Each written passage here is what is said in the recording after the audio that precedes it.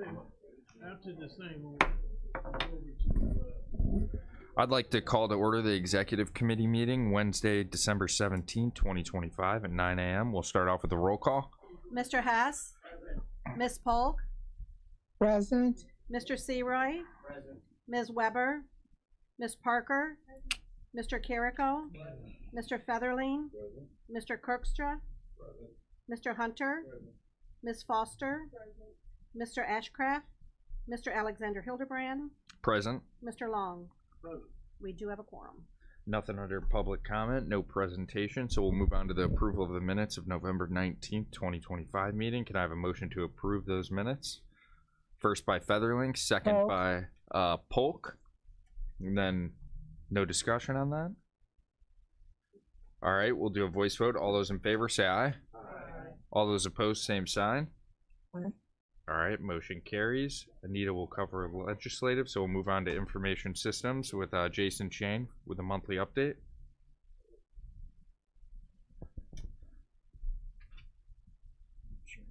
Morning, Jason, even though we saw each other earlier. Good morning, ladies and gentlemen. As we go on with the month, we're still doing our service calls and our preventative maintenance. We've replaced all of the PCs out at Highway to get them up to Windows 11 and then completing that project. Right now we've been working on a lot of storage cleanup from all the PC updates that we've been doing, network updates, the Wi-Fi updates. Obviously, you know, that causes equipment that we need to document and get ready for E-Way, so we've been trying to keep on top of that. We also installed the last Wi-Fi unit for the courtroom, so now all the courtrooms have the upgrade Wi-Fi with 10 gig backbones all the way down. So far, I haven't heard any complaints from any of the attorneys or judges for the Wi-Fi anymore, so that's knock on wood. Also, we're nearing completion of the email project. The only people that we have left are the board members. Other than that, everything's been going really smooth, staying on budget, and still moving forward on everything that we have going on. Mr. Featherling? Yeah. Jason, all the people that had my old email address, they sent me an email. How long is it going to kick? Will it kick over to Outlook now? Or are they gonna? I'm gonna have to go back to the other one and check the other one, or how's that gonna work? All of them will forward on to the new one for a set amount of time. Okay. The more detailed questions like that, I can answer after the meeting. Okay. Get a hold of me or Adam, but I didn't know if there you're will still be gonna be no here. loss of email. Okay. We're gonna run it for another 6 months of forwarding on, so we'll be good on that. That's a plenty of time. Yeah, exactly. It should be plenty of time to update everyone. Okay. Thank you. No problem. Any more questions for Jason? Thank All right, thank you. Next up, we have the health department, John Beavis.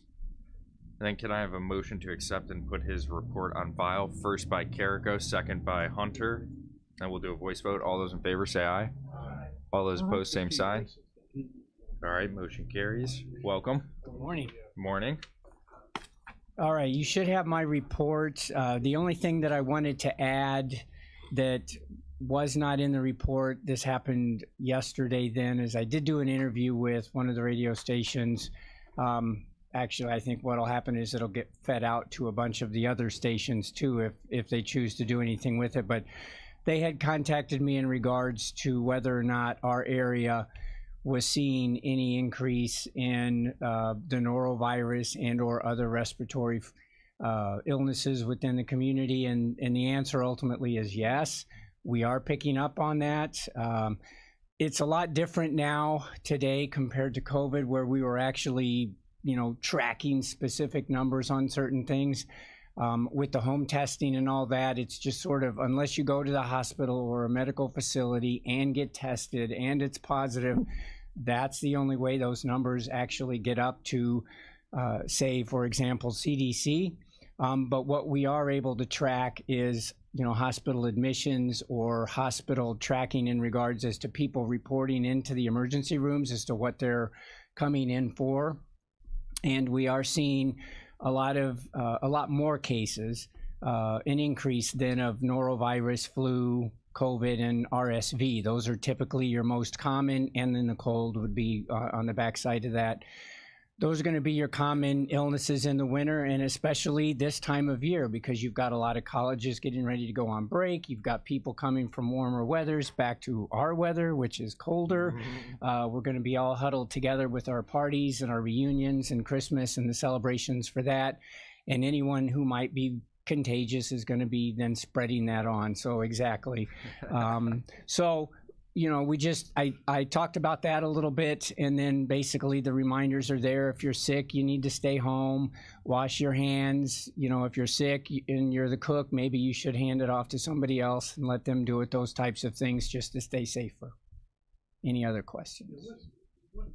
Mr. Hunter? Thank you. John, what's the regular treatment for that stuff? 'Cause I had a buddy of mine, he said, man, I had this stuff for 3 weeks. And I had some stuff, but it's just subsiding now. But I'm saying, man, I never had anything like this. Many of the viruses, and noroviruses, one of them specifically, that was one of the questions that did get asked. There's no specific medical, you know, there's no antibiotic for example. The bacterial infections, those can be treated with some antibiotics, but typically the viruses are going to be just, you have to ride those out. Now, if it becomes so severe that you're losing a lot of water, you become dehydrated, that could start impacting, and you're immunocompromised, that may start to impact other organs or other things within the body, and then you're going to need to maybe seek medical care for that. But there are things out there that can help make the conditions better. So for example, if you remember Tamiflu and some of those things. So again, seeking medical advice on whether or not there's something that you could take. Otherwise, it's staying hydrated, drinking food, staying, you know, eating if you can, and hold anything down, because sometimes you're not able to hold things down. But sometimes we just have to write it out, which makes it more harder when you have something else you're already battling. Thank you. Any other questions? All right, thank you. Otherwise, the temperature is double what it was, which makes it feel balmy. Merry Christmas. Yes, thank you. Dr. Patricia Hyde from schools will not be here today. She'll be here next month. We have the VAC next. Superintendent Eric Peterson with his monthly report. Can I have a motion to accept and put his report on file? First by Long, second by Featherling. And then we'll do a voice vote. All those in favor say aye. Aye. All those opposed, same sign. Aye. All right, motion carries. Morning. Good morning, everyone. So you have my office report. Of note, I would like to make mention, currently in Veterans Court, we have 6 participants. We should be having a graduation in early January. We're looking at January 15th at the courthouse. So if anybody would kind of like to get a better understanding of the Veteran Treatment Court process, the graduation process, and everything that these veterans put into that 18-month program, I definitely welcome you to attend that event.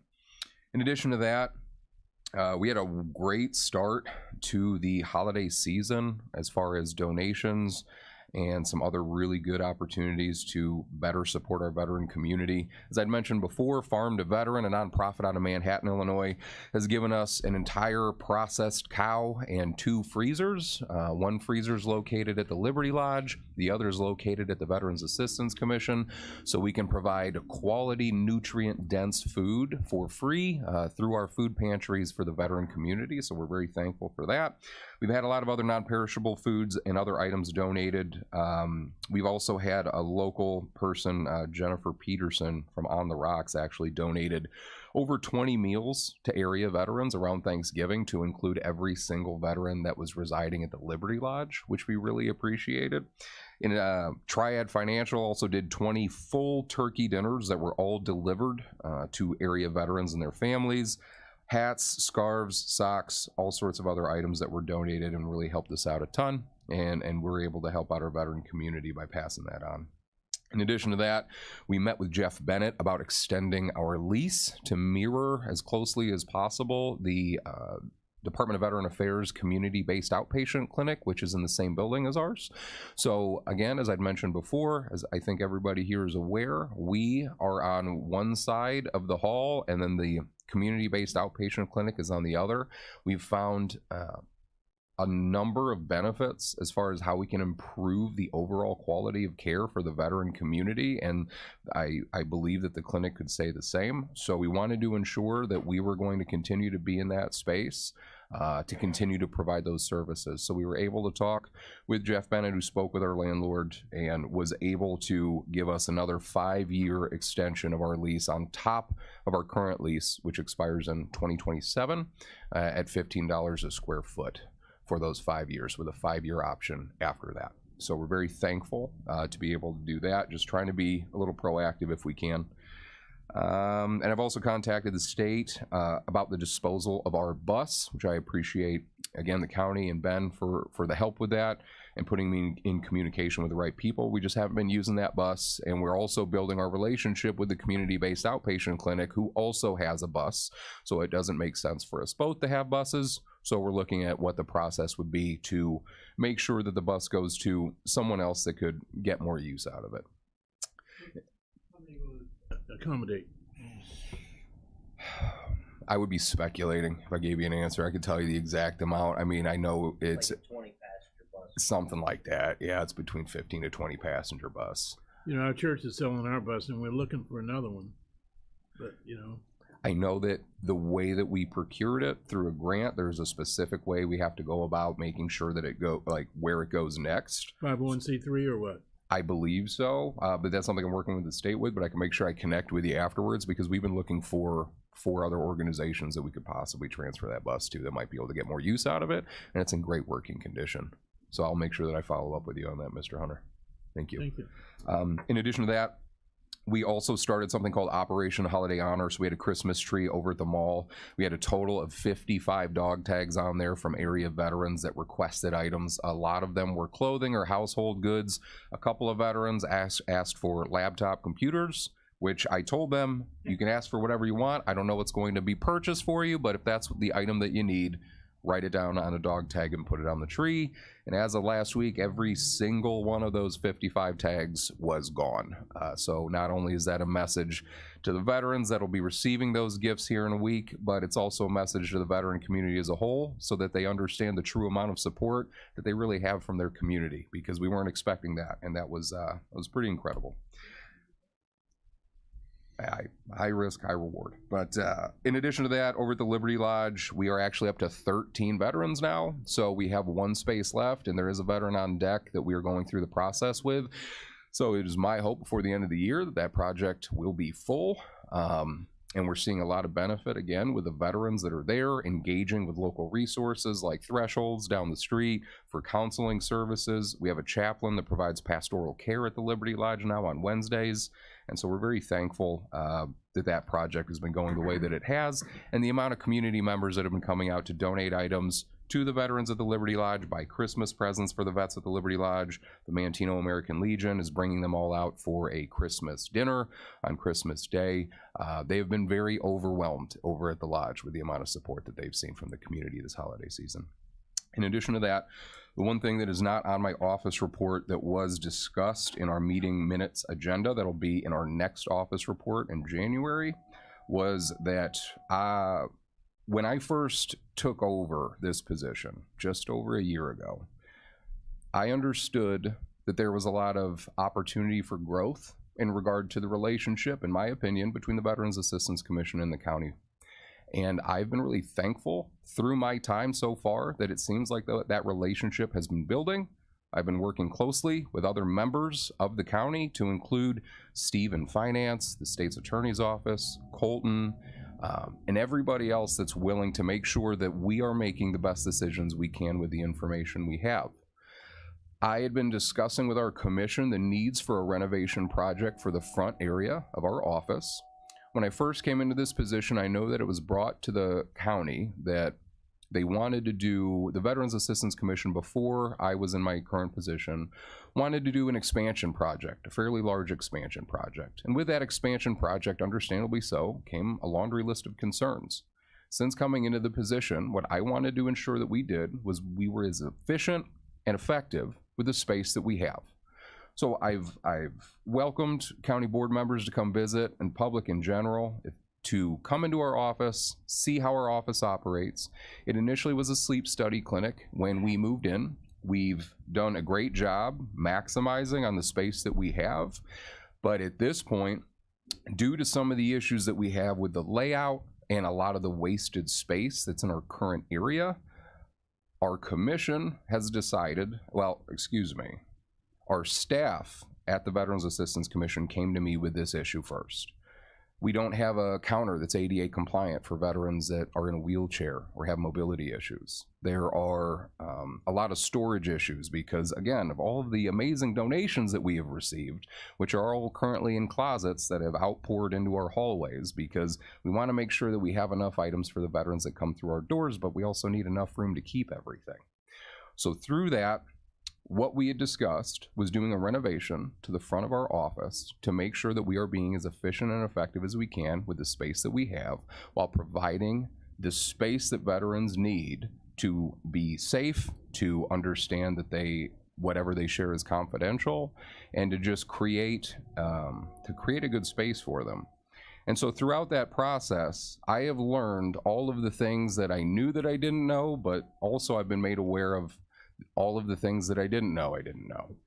I want to thank the county a lot because I had been meeting with Steve McCarty from Finance, again, Colton, and John Coughlin with the State's Attorney's Office to ensure that this year we were budgeting for this project accordingly. We were ensuring that we had the money for this project, and it was in line with everything else that we were doing for next year. So we were setting ourselves up for success and making sure that we were making the right decisions. And I've had I don't want to say the blessing, but Steve told me that I could name drop him and say that I had talked to him and he went through everything with us to ensure that we were going about this the right way. I want to ensure that I'm being as transparent as possible. I want to ensure that I'm doing everything I can to continue building the relationship with the county. I'm very well aware of how supportive this county is of its veterans because I came back in 2009 to a literal parade in this county for Charlie Company 1st and the 178th Infantry Regiment. So what we had done was I, per county policy, went to the Highway, Waterway, and Building Committee. I presented what we were going to do there just to ensure, again, as far as the unsealing of the bids that was done for the proposal, that we were making sure that we were communicating with the county and showing them what we were doing, why we were doing it, and just making sure that we were answering any of the questions they may have. At this point, those bids will now go in front of our commission for them to make a vote on, which will be at our next board meeting. Again, I welcome anybody to attend if you would like to attend or make any public comment, because I just want to make sure that I'm doing everything correctly, that I'm communicating everything as best as I can, and that there's no issues, questions, concerns. And if there are, which I fully understand, and I have no issue with being held accountable because that's part of the role that I have and you have, I will answer those questions. And if I don't have the answer, I promise you I will get the answer for you as quickly as I can. But if anybody else, unless anyone else has any questions, I hope you all have a very Merry Christmas. Thank you. Miss Foster, and thank you. Yes. I appreciate that. Good morning, Eric. Good morning, ma'am. I wanted to make you aware of the Christmas Inc. program where we provide Christmas dinner all around the county. And, you know, it's open for families. The only requirement is that you call the number and to register.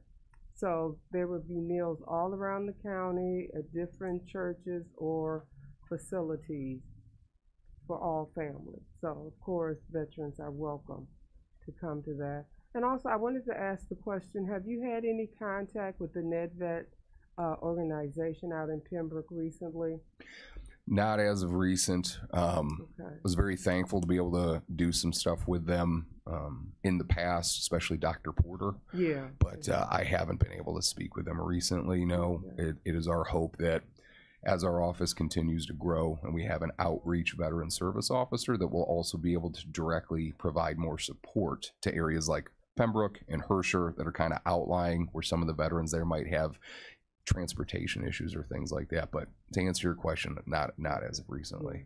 And that is an issue, transportation. Yes. And so I too am interested in that bus because we could do a lot of things with that.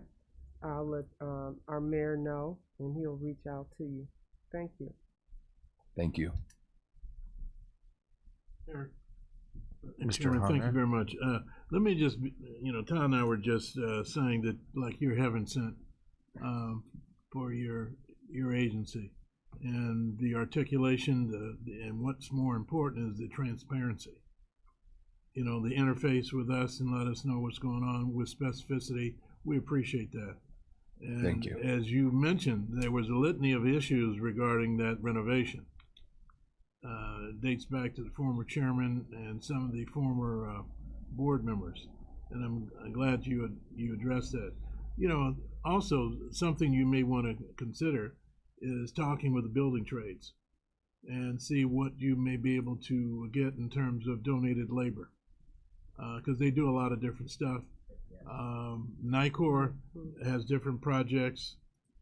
They underwrite, having served on different boards, and I know they've done a lot of different stuff, but building trades is important.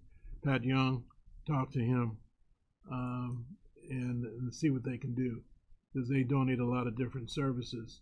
And you mentioned the fiscal implications, and that's crucial. And that was one of the hallmarks or concerns that some of the board members had regarding your agency. So anyway, again, you're heaven sent, and we appreciate your forthrightness and the job you're doing. More important, your performance. So thank you.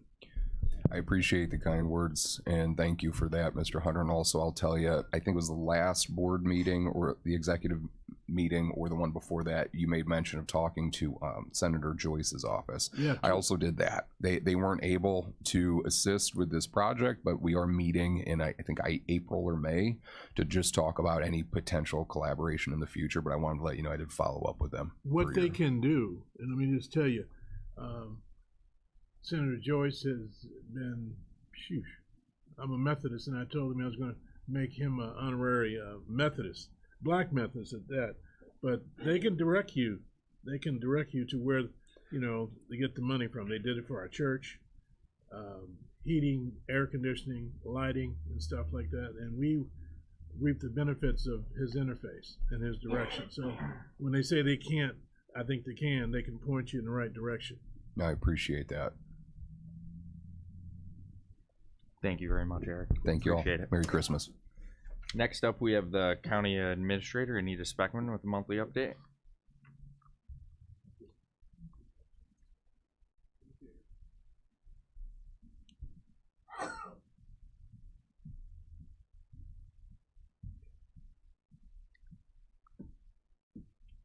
Good morning, Anita. Good morning. Morning. So this morning we have, in terms of job openings, we currently have 9. I was at 8, had my report ready last night, came in this morning about 8 o'clock, new posting. So nine people it is, 9 openings. Of those, 6 are not county directed. So one's at the state's attorney for public health and 1 at the VAC. So there are only 3 of the 9 that are county directed, at highway, 2 at highway and 1 at planning. There will be no new employee orientation tomorrow, as is consistent with our past, usually around November, December, with the old benefits going in and new benefits. We don't have anyone ready to enroll in the new employee orientation. They're being handled as a one-off because it gets complicated around December as you have new employees that you need to run through at the point in time open enrollment is running and that open enrollment window is open. So it is kind of on the way the software works, and once that open enrollment window opens up, it's a manual process to do a new employee orientation, a new enrollment, and then flip it right over to the 2026 open enrollment. So it gets a little dicey. So we don't do an new employee orientation, what we do is work one-on-one with those people that are impacted. So that's happening right now. That's going on. Open enrollment was held December 1st through the 15th, Monday. We had 565 completed. So that is new enrollees. And we really did have a good response in terms of people going in, looking at their benefits. There was a lot of visibility, and I would say I noticed far more interaction with employees, a lot more calls from employees with questions about the HSA, the FSAs, looking at just long-term planning. So it's really, it showed a lot of involvement of our employees in the process and in looking at what their options are. And you can see healthcare becomes a bigger and bigger issue for everyone, which includes our employees. So the last couple weeks have been very busy, nonstop. Actually, the last 3 months has been nonstop. Can have a little bit of a breath. We're cleaning up records now, looking for things that didn't pass through correctly or enrollments that didn't occur the way it was intended. That all gets fed from Paylocity, from Web Benefits to our providers like Blue Cross. And then Blue Cross will look for errors as it feeds to them. So from over the next couple weeks, we have cleanup so that come January 9th with our first payroll, deductions are correct, enrollments are correct, everything is functioning the way it should. Adding a little bit of complication this time is we are working to ensure the new modules are ready for our go live January 1st. So that's, we moved, if you remember, in September, we approved moving the HSA and FSA and dependent care modules, converting those over to Paylocity. So that conversion has happened. The setup behind the scenes has happened. The conversion will be seen by employees after January, but the conversion is up, functioning, implementation is functioning. New 2026 participants based on open enrollment that ended Monday we fed over to Paylocity. So then they're gonna work on the upload into the new module. We'll get that and have to test that and make sure that's right. Same with COBRA. So we had to set up that new module, the implementation module. That is done. Yesterday, I sent all the current COBRA participants and those that are pending. So people that have been given that COBRA notice and we're waiting, they're within that 60-day period where they may or may not elect COBRA with the county. So we still have work to do, and how is the day-to-day gonna function as that happens, and it's kind of a work in progress as we get used to that process. COBRA participants, current COBRA participants received, they're being mailed notices of change today from Paylocity indicating now you need to pay us. There are new third-party administrator for the COBRA process. So that's what's going on up on the 5th floor.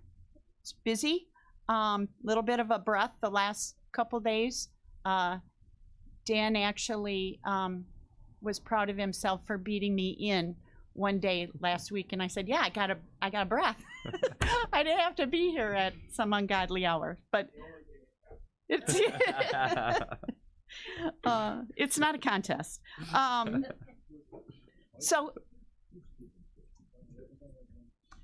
So anyway, that's kind of where we're at right now. We're working through that stuff. Nothing glitches, of course, as with any new process, but we're working through all those as they occur. So, any questions? Any questions for Anita? Todd? Thank you, Mr. Chairman. And the early bird catches the worm. Anita, is there any federal or state laws that take effect on January that would affect county business or county residents that Well- you are aware of? There are things that will impact county residents. I think, I don't want to editorialize, but things like the change in the funding for roads is going to be very visible, I think, to county residents. In terms of new laws, there's really nothing that day to day we're going to see that impacts the county for sure. If I was looking at county laws, what's happening with funding.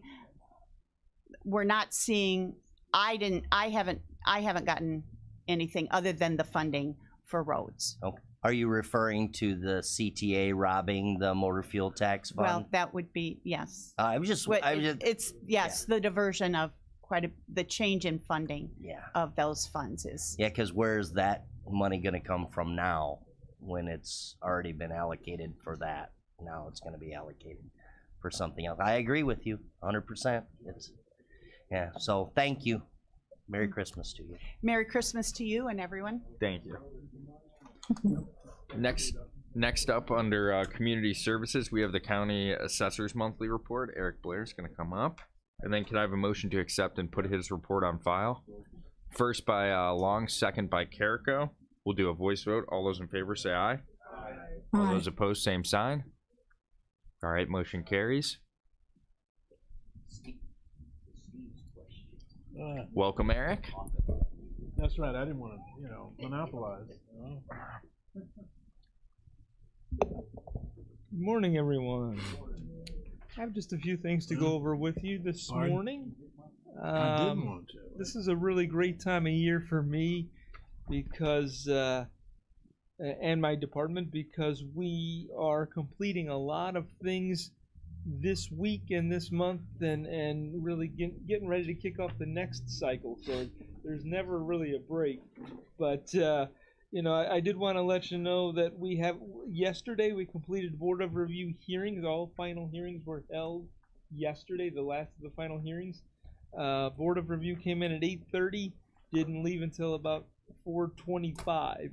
It was one of the longest days we've ever had, but it did complete the process of anybody who wanted to have a hearing. So that's a huge step for us, so that we can get to the point where I can have the Board of Review come in on. I have it scheduled for this Friday when they're going to come in and adjourn for the year, and all of the documents that need to go to the state will be turned over to the county clerk on December 19th, which is right in line with what I wanted when I set out in January and kind of planned out the year. So we did hit our target exactly the way that I would have wanted. On Monday this week, I did hold the annual meeting with the Township Assessors. That's a statutory meeting that needs to happen, and we did have a good turnout of assessors, and we talked through this coming cycle and some of the challenges there and some of the things that we need to focus on as far as dates and deadlines and things. And so that went very well.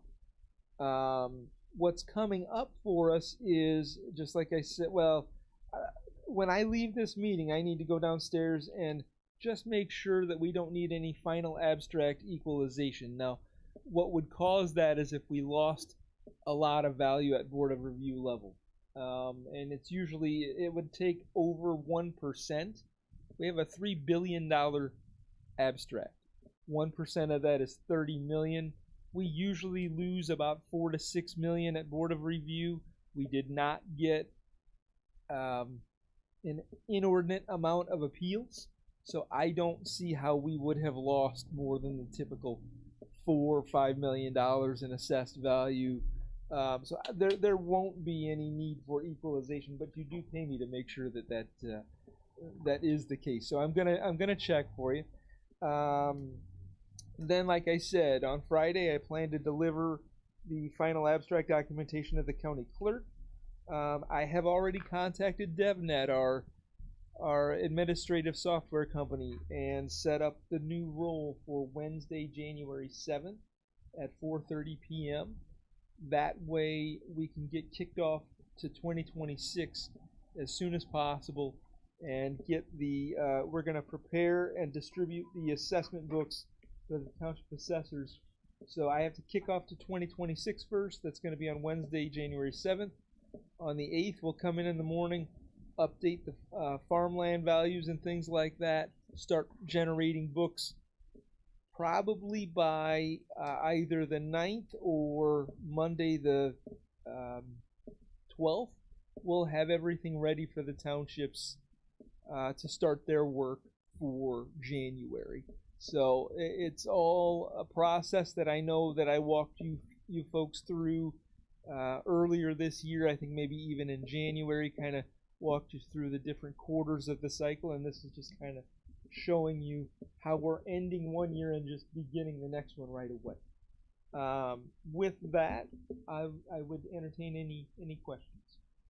Any questions for Eric? Comments? Just thank you for everything you do. I know you have a hard job, so. Appreciate it. Thank you very much. Merry Christmas and Happy Holidays, folks. Take care. Next up, we have the infamous County Clerk's Monthly Report. Dan Hendrickson, can I have a motion to accept and put his report on file? First by Long, second by Featherling. We'll do a voice vote. All those in favor say aye. All those opposed, same sign. All right, motion carries. Dan? I'm getting there. Hey. Infamous has negative connotations. Correct. Craig? When you know better. Good morning, everybody. Hope all is well. Just a couple things I wanted to touch base on while I have your mostly undivided attention. Today is the first day for vote to request a mail ballot for the March 17th primary election. So if you know somebody that is not planning on being in the area for the election, we have those applications available on our website, or they're certainly welcome to call our office and we'll get them taken care of. We did have, on a separate note, we did have a potential issue with one of our polling locations. I want to, on the record, thank Board Member Hunter and Alderman Jones from the city of Kankakee, who helped avert a potential crisis. So thank you, Steve. Well, we had to do a little prodding. I advised Alderman Jones that what his responsibility was with respect to that, and you had the patience of Job regarding this matter, and you were proactive on that particular matter. So we do appreciate your magnanimous efforts, you know. So you Likewise. did a good job. Yeah, thank you. Thank you.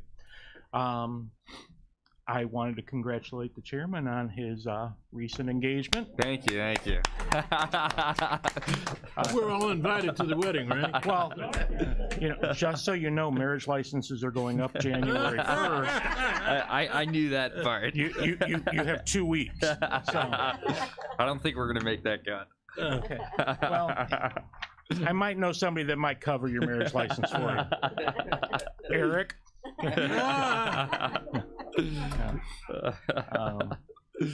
Thank you, Dan. Final note, you know, there's a lot of people there on social media that talk about a lot of crap about our community.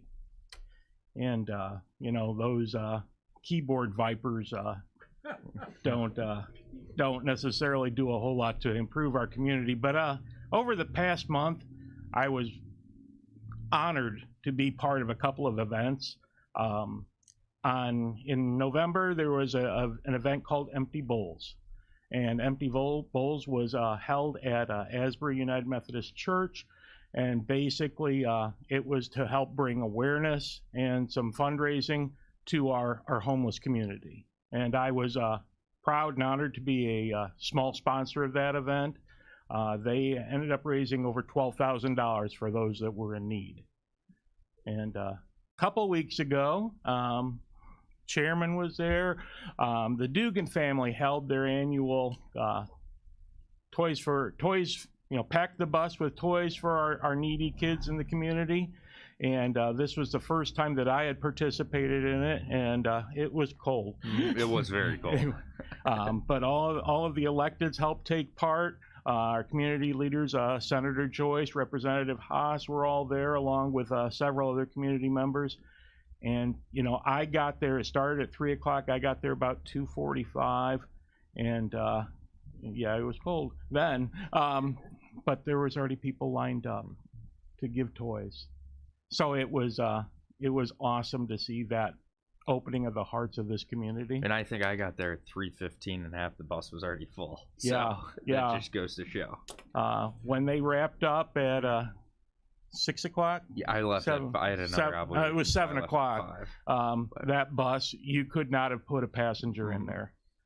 So that was awesome. And it thank was you to great Metro to see. too. Absolutely. Thank you to providing the Metro. WVLI was also there, and it was nice to see them. So there's good things going on in this community, and I think we need to recognize all of that. So one other note before I go, and Anita said that it's not a contest. It's absolutely a contest. I'm here at 7 o'clock most every morning, and her car has been there for a while. So I hope you all appreciate her efforts and everything that she does for this county.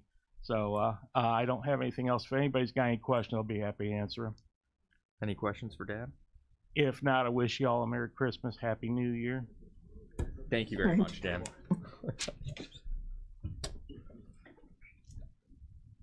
Next up, you have the Recorder's monthly report in your package. She will not be in attendance today, so I need a motion to accept and put her report on file. First by Searoy, second by Parker. Thank you, bro. We'll do a voice vote. All those in favor say aye.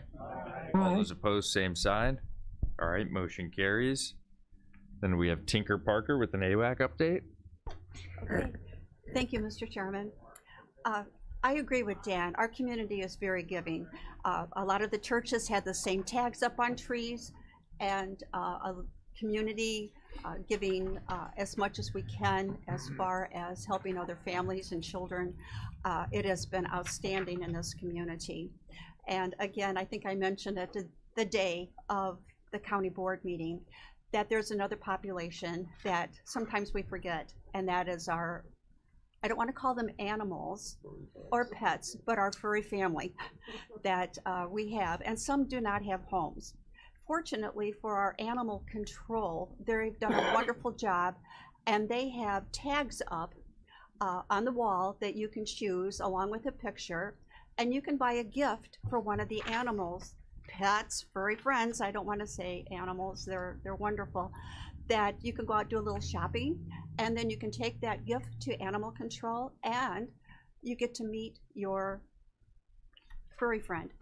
Today, I'm taking my package over for a dog by the name of Rodeo, and I hope to spend some quality time with him, perhaps load him in my car and bring him home.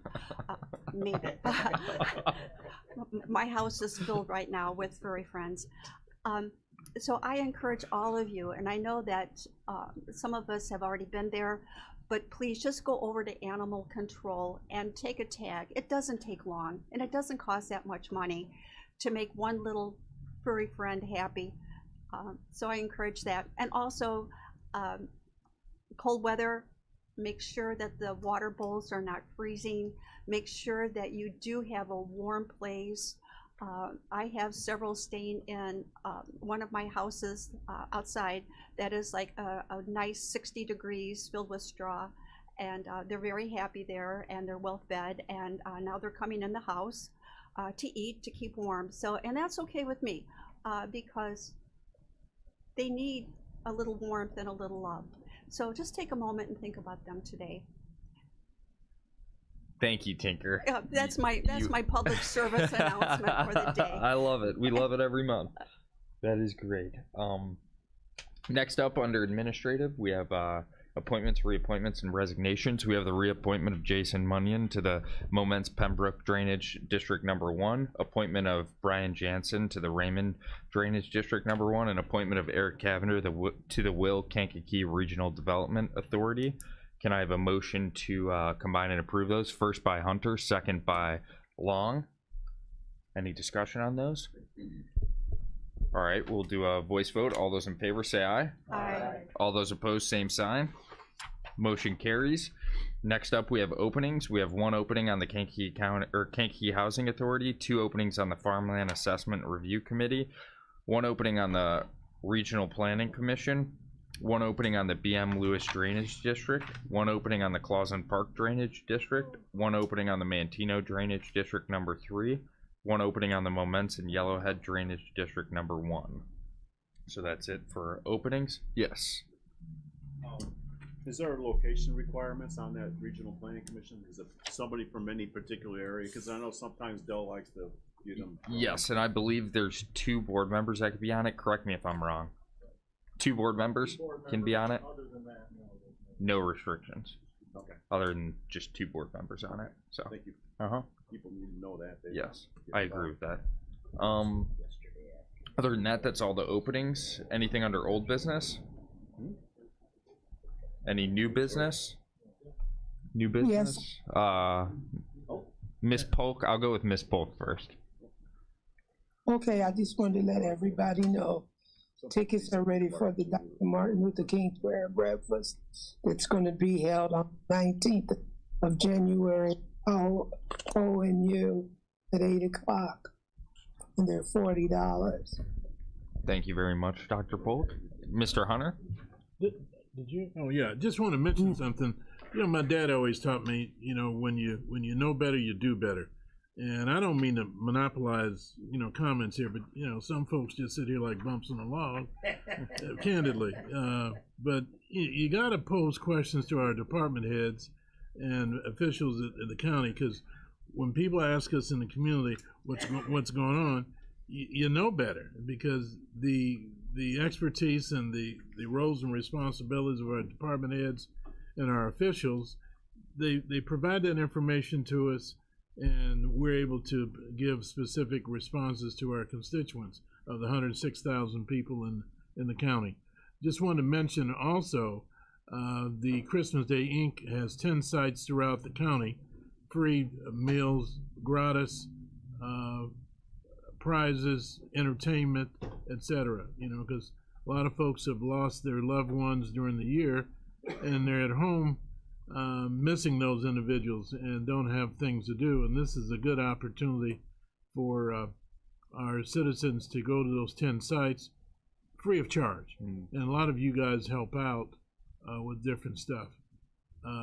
Irrespective of party affiliation, you know, you do a good job.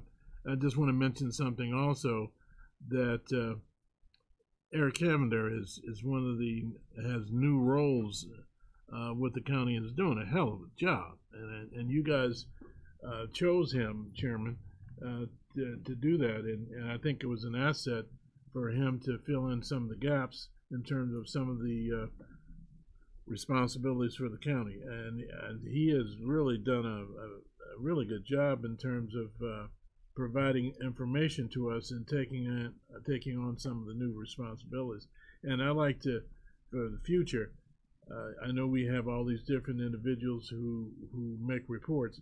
Eric should probably do it as well too, not to load his plate up, but you know, it's amazing what he's been able to do. So we have a great staff on the 5th floor, all of them. Anita, Eric, Joanne, they're the best of the best. So I appreciate each and every one of them. We've had a good year this year, but yes, everyone on the 5th floor is fantastic. Yeah. And it's that's not you know, paltry kind of things they do. I mean, they represent all 106,000 people.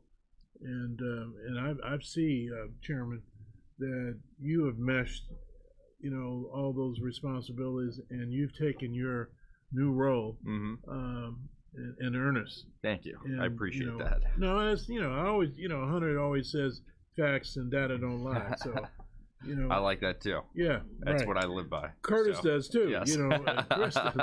But you know, I just, you know, I enjoy this stuff. You know, I'm a political animal when it comes to this stuff, but you guys do stuff for all the people. You know, and I've learned that you don't judge people by their labels; you judge them by their heart and their soul. Absolutely, yeah, 100%.